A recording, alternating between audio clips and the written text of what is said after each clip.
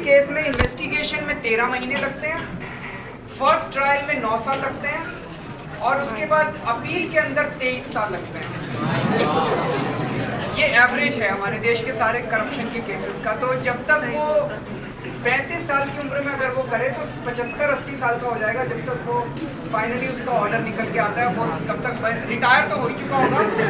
अगर बचेगा या नहीं बचेगा भगवान मालिक है। तो जन लोकपाल बिल में ये लिखा हुआ है कि 6 महीने से 1 साल के अंदर उसकी इन्वेस्टिगेशन होनी चाहिए, 1 साल के अंदर ट्रायल पूरा होना चाहिए, ताकि 1.5 से 2 साल के अंदर उस आदमी को जेल भेजा जा सके, उसकी प्रॉपर्टी कन्फिस्केट की जा सके और उसको नौकरी से निकाला जा सके। एक और चीज़ आपको जान के हैरत होगी कि हमारे पूरे एंटी करप्शन सिस्टम में एक बहुत गलत फहमी है, हमारे पढ़े लिखे लोगों में भी गलत फहमी है। बहुत सारे लोग जो मिलते हैं वो कहते हैं कि साहब हमारे देश के कानून तो बहुत अच्छे हैं, इम्प्लीमेंट नहीं होते हैं ठीक से, कानून बहुत अच्छे हैं। कानून बहुत अच्छे नहीं हैं हमारे देश में, कानून बहुत खराब है, सारे नहीं है। एटलीस्ट एंटी करप्शन के सारे कानून मैं पढ़ चुका हूँ। उन कानूनों के अंदर ही बहुत बड़ी प्रॉब्लम है। जब तक इन कानूनों को नहीं बदलेंगे तब तक समाधान नहीं हो सकता। पूरा प्रिवेंशन ऑफ करप्शन एक्ट पढ़ लीजिए आप, पूरा इंडियन पीनल कोड पढ़ लीजिए आप। अगर कोई व्यक्ति भ्रष्टाचार में पकड़ा जाता है और भ्रष्टाचार साबित भी हो जाता है तो उसने जो रिश्वत कमाई है उसकी रिकवरी का कहीं पूरे कानून के अंदर प्रावधान नहीं, वो पैसा उसका। तो नहीं, ये तो व्यवस्था है कि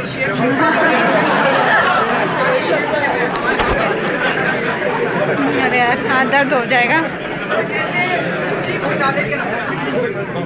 घोटाले में 1,76,000 करोड़ का नुकसान हुआ सरकार, 1,76,000 करोड़ का नुकसान हुआ। लेकिन कहा जा रहा है कि 4,000 करोड़ रुपए की रिश्वत ली गई है। तो अब कानून के अंदर राजा को मैक्सिमम 7 साल की सजा हो सकती है और वो 4,000 करोड़ रुपया उसका हुआ। तो ये तो बहुत गड़बड़ है। तो अगर मैं यहाँ पूछूं तो सब कहेंगे जी 7 साल हमें भी बेहतर चाहिए। ये तो सच होता है। तो इसमें जन लोकपाल बिल में पहली बार ये लिखा है कि 4,000 करोड़ नहीं, जो 1,76,000 करोड़ का तुमने नुकसान पहुंचाया सरकार को, वो सारे गिल्टी लोगों से रिकवर किया जाना चाहिए। That money should be recovered. कई लोग गलत फहमी फैलाते हैं कि हमने कॉर्पोरेट करप्शन की बात नहीं की है, ये गलत है। इस जन लोकपाल बिल में हमने लिखा है कि अगर गिल्टी लोगों में कोई कंपनी आती है तो 5 times the loss to the exchequer should be recovered from that company and that company should be debarred from all future business. So this is the first important part of जन Lokpal bill. The second part is कि जब हम दफ्तर में काम कराने जाते हैं, हमें पासपोर्ट बनवाना है, इनकम टैक्स रिफंड बनवाना है, राशन कार्ड बनवाना है, ओल्ड एज पेंशन है, birth certificate, death certificate, caste certificate, हमसे रिश्वत मांगी जाती है। तो इस बिल में ये लिखा है कि एक सिटीजन चार्टर होना चाहिए जिसमें लिखा हो कि कौन ऑफिसर कितने दिन में कौन सा काम करेगा। अगर वो ऑफिसर उतने दिन में काम ना करे तो आप उसके हेड ऑफ द डिपार्टमेंट को शिकायत करोगे। अगर वो भी 30 दिन में काम ना करे तो लोकपाल की जिम्मेदारी होगी कि हेड ऑफ द डिपार्टमेंट की और उस ऑफिसर की दोनों की तनख्वाह काटे और वो आपको मुआवजे के रूप में दी जाए।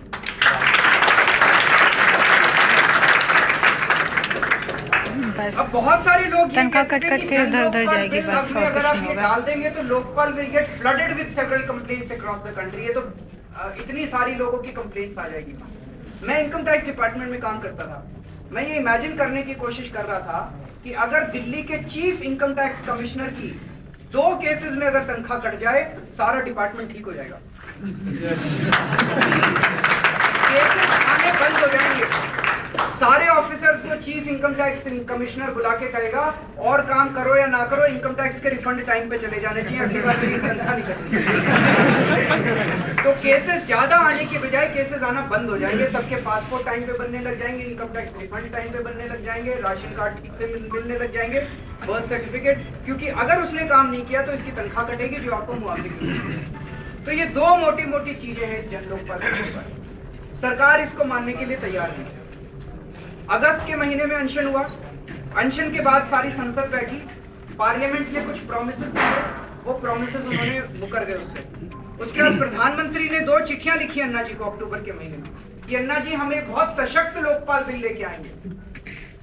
दिसंबर के महीने में जो लोकपाल बिल वो लेके आए उसकी मैं एक ही प्रोविजन बताऊंगा कि कितना सशक्त लोकपाल है। उसमें ये लिखा है कि अगर कोई भी व्यक्ति जाके लोकपाल में शिकायत करेगा और अगर उसमें सफिशिएंट एविडेंस नहीं होगा तो उस व्यक्ति को 2 साल के लिए मिनिमम जेल में डाला जाता है। और अगर उसने प्रूव कर दिया करप्शन तो उस करप्ट आदमी को 6 महीने के लिए जेल में।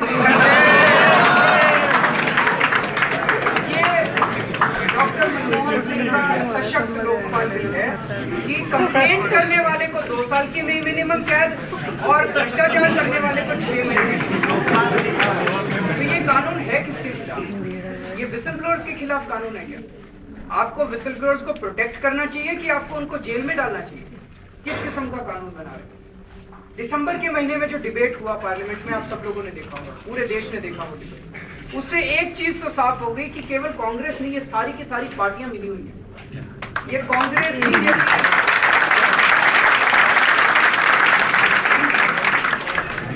बीजेपी, एसपी, बीएसपी, ये सब नाम हैं हम लोगों को बेवकूफ बनाने के लिए। अंदर ये सारे के सारे मिले हुए। सुषमा स्वराज खड़ी हुई, बहुत अच्छी स्पीच दी उन्होंने कि सीबीआई को इंडिपेंडेंट करो, सीबीआई को इंडिपेंडेंट करो। Fantastic speech. लेकिन अगर आप उनकी अमेंडमेंट्स जो उन्होंने प्रपोज की थी, उन्होंने 11 अमेंडमेंट्स प्रपोज की थी, उन 11 अमेंडमेंट्स में सीबीआई को इंडिपेंडेंट करने वाली अमेंडमेंट की वो सारे देश को बेवकूफ बना दी।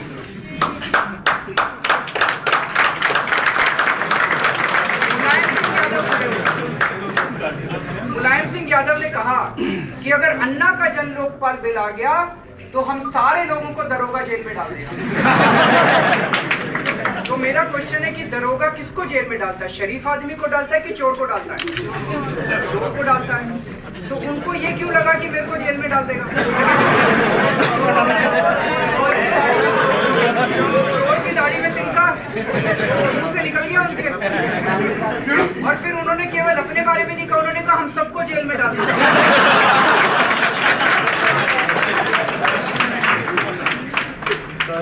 उसके बाद लालू यादव खड़े हुए, खड़े होके कहा, एक बार अन्ना जी ने प्रधानमंत्री को चिट्ठी लिखी थी। उस चिट्ठी के अंदर ये लिखा था कि प्रधानमंत्री जी आप जनता के सेवक हैं। तो लालू यादव खड़े होके कहते हैं देखो ये अन्ना हजारे तो प्रधानमंत्री को सेवक बोलता है, हमें क्या बोलेगा? तो सेवक कानून में सेवक हैं, संविधान में सेवक है, वैसे ये सेवक वेवक नहीं है, वो मालिक बन के बैठे हुए, हम नौकर बन के। पर कम से कम थ्योरी में तो मान लो सेवक हैं। वो भी उनके दिमाग से चला गया, दिमाग में वो अपने आप को इस देश का राजा मान के बैठ गए और इसी वजह से सारी प्रॉब्लम हो रही है। वो एक्चुअली अपने आप को राजा मानते हैं और वो सेवक मानते ही नहीं है। तो ये बड़ा क्लियर हो गया उस पूरे डिबेट के बाद कि ये देश की संसद, इस संसद के अंदर 163 लोग ऐसे हैं जिनके ऊपर क्रिमिनल चार्जेस हैं। उसमें से 78 लोग ऐसे हैं जिनके ऊपर सीरियस हीनस क्राइम्स के क्रिमिनल चार्जेस है, which includes murder, attempt to murder, kidnapping, rape. इस किस्म के लोग संसद में 78 मेंबर्स ऑफ पार्लियामेंट ऐसे बैठे हुए हैं। मेरे पास अभी सारी फिगर्स एग्जैक्ट नहीं है लेकिन एक दो इधर उधर होंगी। 11 सांसद ऐसे हैं, 11 एमपीज ऐसे हैं जिनके ऊपर मर्डर के चार्जेस हैं। 15 ऐसे हैं जिनके ऊपर अटेम्प्ट टू मर्डर के चार्जेस हैं। 14 ऐसे हैं जिनके ऊपर किडनैपिंग के चार्जेस हैं। 18 ऐसे हैं जिनके ऊपर 420 के ठगी के चीटिंग के चार्जेस हैं। एक ऐसा सांसद है जो अभी हम सारी रिसर्च कर रहे थे, सबका बैकग्राउंड निकाल रहे थे। एक ऐसा सांसद है जिसके ऊपर 3 स्टेट गवर्नमेंट्स ने एक बार इनाम रखा था उसको। कौन है?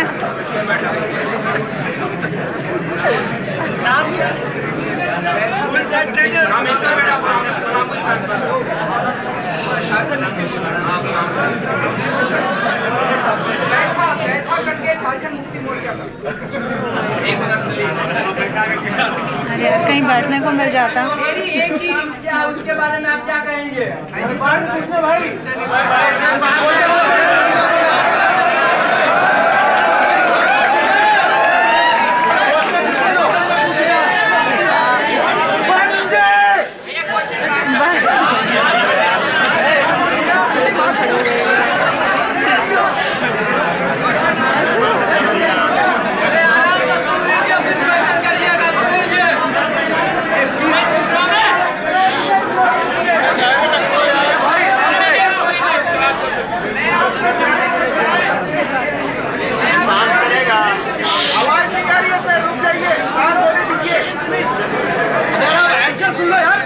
आंसर सुनो ना, बोल रहे हैं तो आंसर, ये सवाल दे दिए, सुनो आंसर, जवाब दे के जाऊंगा, चिंता मत कीजिए। जवाब तो सुनो, आंसर चौड़ाई में दे दिए।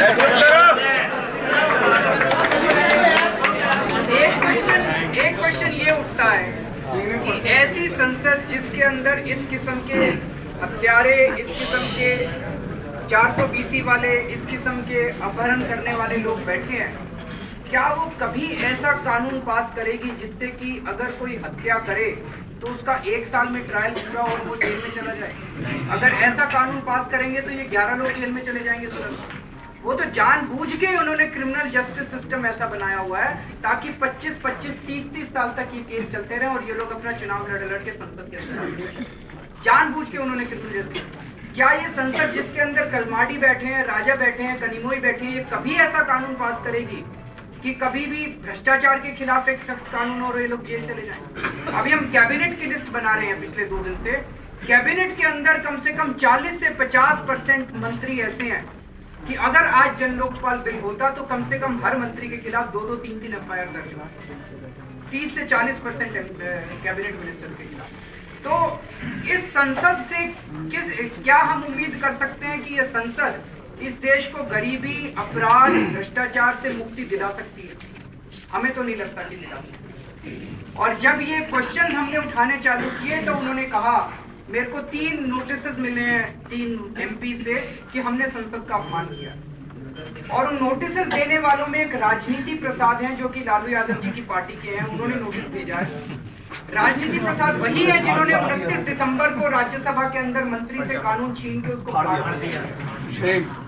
और उन्होंने अपने नोटिस, जो उन्होंने मुझे नोटिस भेजा, उसके अंदर लिखा है कि संसद तो जनतंत्र का मंदिर होता है और आपने मंदिर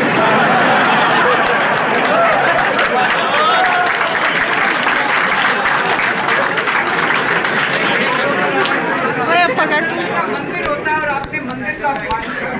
तो मैं उससे पूछना चाहता हूँ कि मंदिर के अंदर क्या आप गीता को फाड़ के फेंक देते हैं? चर्च के अंदर क्या आप बाइबल को फाड़ के फेंक देते हैं?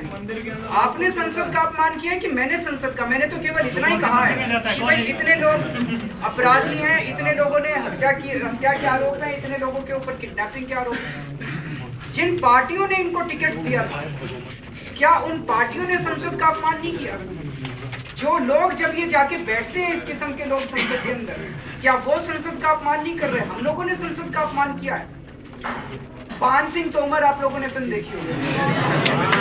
नहीं देखी। 3 बार देख ली। अच्छा, बहुत अच्छी है। जब आप उस फिल्म को देखते हैं तो जब वो डायलॉग आता है कि बीहड़ में तो बागी रहते हैं, डाकू तो संसद में रहते हैं।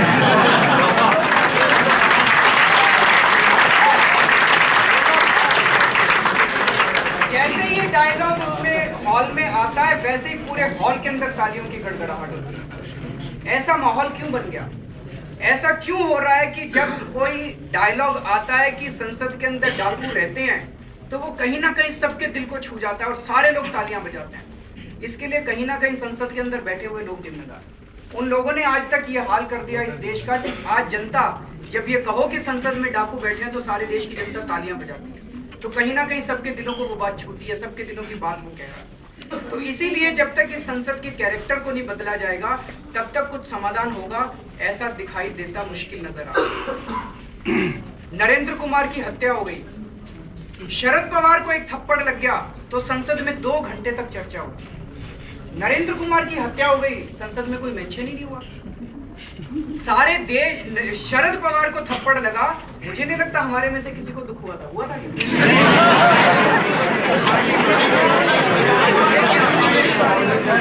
नरेंद्र कुमार की जब हत्या हुई, नरेंद्र कुमार की जब हत्या हुई तो हम सबको दुख हुआ। बैनर से ओबीसी रिजर्वेशन के क्या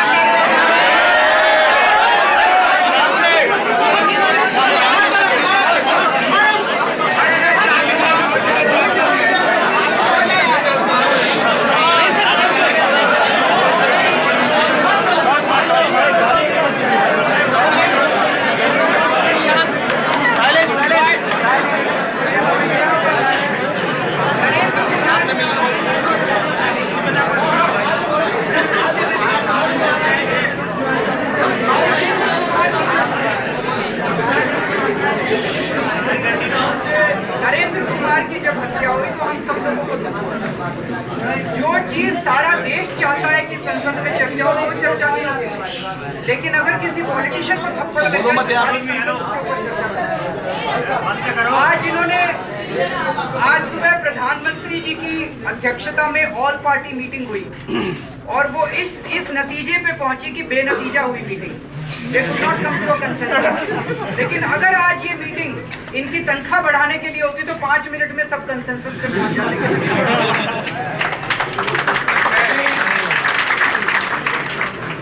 तो मैं केवल अंत में ये कहना चाहता हूँ कि परसों 25 लोगों के जो मर्डर हुए हैं उसमें से 15 लोगों की फैमिलीज आ रही हैं।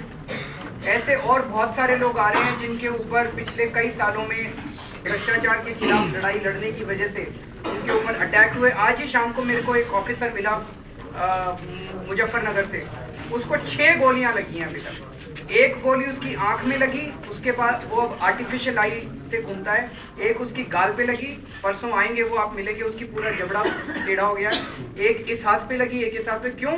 क्योंकि वो उत्तर प्रदेश के अंदर आंगनबाड़ी में हो रहे करप्शन के खिलाफ आवाज उठा रहा था। तो ऐसे बहुत सारे लोग आएंगे। अन्ना ने बोला है कि अब हमें इस सरकार से कोई उम्मीद नहीं है, इन पार्टियों से कोई उम्मीद नहीं है, अब जनता के साथ सीधे बातचीत होगी और जनता के साथ बैठ के डिसाइड होगा कि आगे क्या करना है। क्योंकि अब ये संसद सबसे बड़ी प्रॉब्लम बनती जाती है, ये पार्टियां सबसे बड़ी प्रॉब्लम बनती जा रही हैं। तो मेरा आप लोगों से निवेदन है कि 25 तारीख को परसों आप सब लोग, जितने लोग इस हॉल में हैं, कम से कम इतने लोग तो आइएगा, अपने साथ और भी दोस्तों को लेके आइएगा। मुझे इतना ही कहना था। अब सबसे पहला प्रश्न होती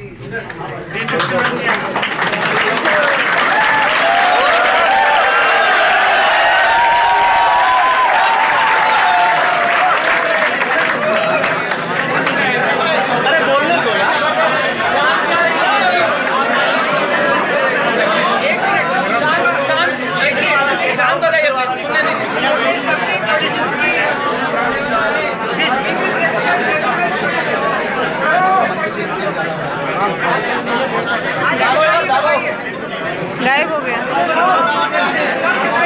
शांत हो जाइए प्लीज।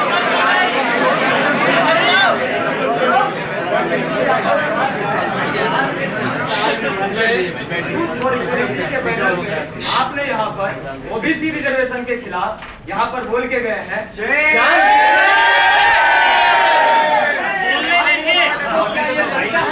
आपने ये संविधान सम्मत काम किया। दूसरा जो सवाल है कि इस देश में कई सारे हत्याएं अपने जल जंगल जमीन को बचाने के लिए आदिवासियों का हो रहा है।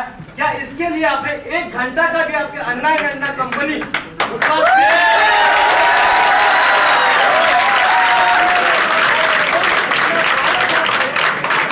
आप 12 साल से हंगर स्ट्राइक पे है, क्या आपने और आपके कंपनी ने इस सवाल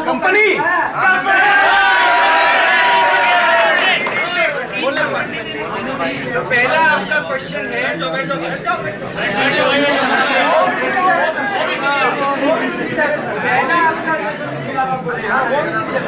पहला आपका क्वेश्चन है कि यूथ फॉर इक्वालिटी के बैनर पे मैं यहाँ पे आया था जेएनयू में। जी बिल्कुल 100%।